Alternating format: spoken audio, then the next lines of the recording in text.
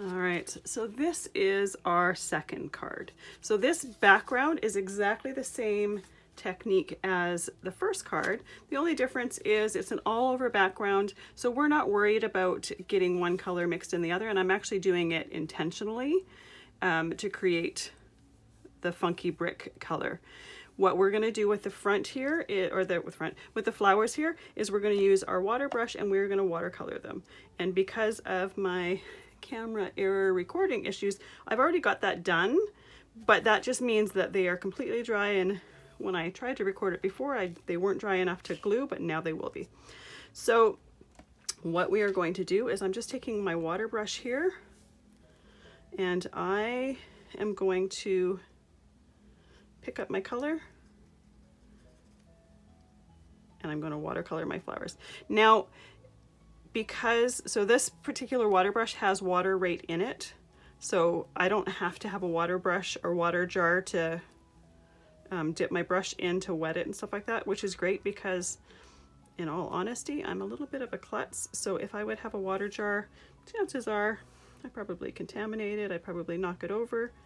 I'm just going to add a little pink to the center just because why not? I typically love, when I'm watercoloring flowers, I typically love having two different colors, whether it's a light and dark version of the same color or opposite colors, either way. And then you saw that I quickly just wiped my brush onto the paper towel, and now it's clean for my next color. There we go. You can squeeze a little bit of water out if you really want to clean it off. Now I'm going to put some yellow over top of that green. Now this particular green is not my favorite for doing greeneries. It's a little bit too emerald for me. I prefer a more yellow green, and there is a yellow green in Inka Gold. When I was looking up what colors were available so that I could link them on the supply list, that one wasn't available at that time, so I did not choose it to do the class with. However, I did notice the other night that it was available again. So I'm going to set my piece aside to dry. I've got these ones that are already dried, which is fantastic. Now let's work on the background. So I'm going to just move from one color to another. I'm not really concerned with what color is going where.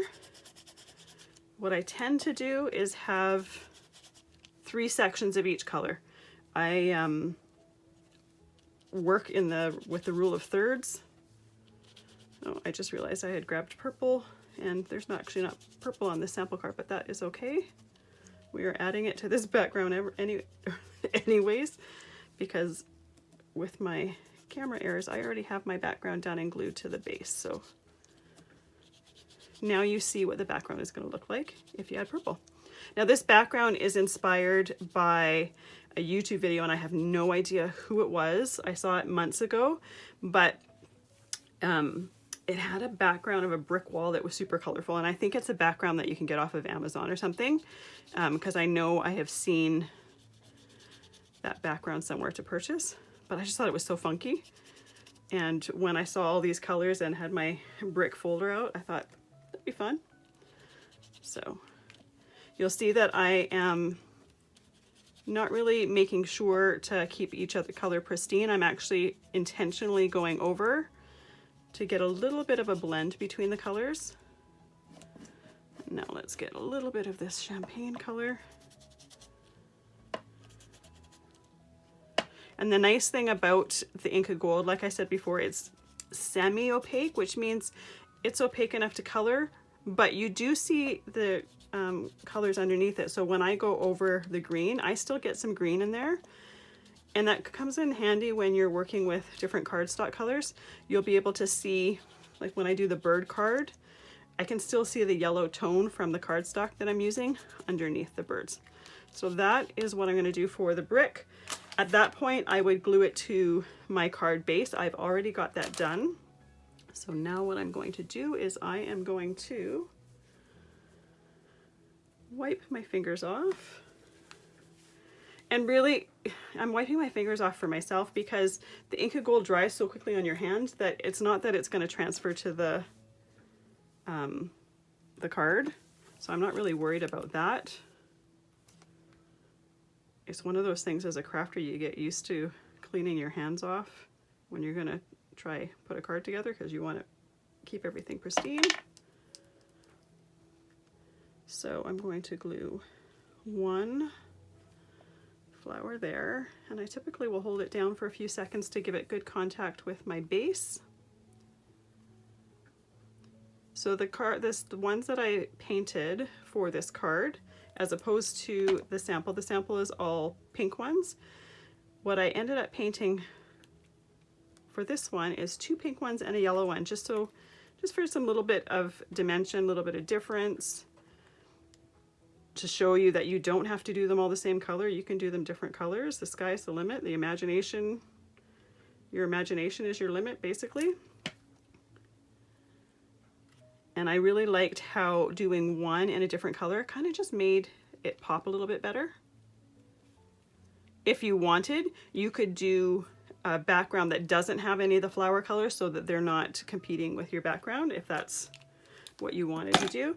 And then I've got my sentiment here, and the only thing I did with the sentiment was I took some brown gold with my finger and I just did this just to frame it a little bit, because that way it popped out a bit better.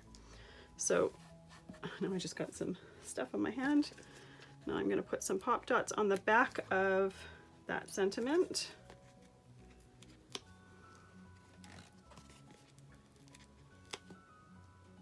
And these particular these particular sentiments, I like to raise them on pop dots just because they're small, but by raising them it gives them some dimension and makes them a little bit, it makes them stick out a little bit. There we go. And last but certainly not least, I want to cut those stems off. So I'm going to cut them at the bottom of the brick there. And there we go. Our second card is done. There's the sample, and there's what we did. So very similar. The only difference is the flower that I chose to color and cut out is a different shape. And then I added this one here that is yellow. But there you go. Another beautiful color done with wax paste. So I'll see you in the next video. We're going to do some more watercoloring, but a different spin. We'll see you there.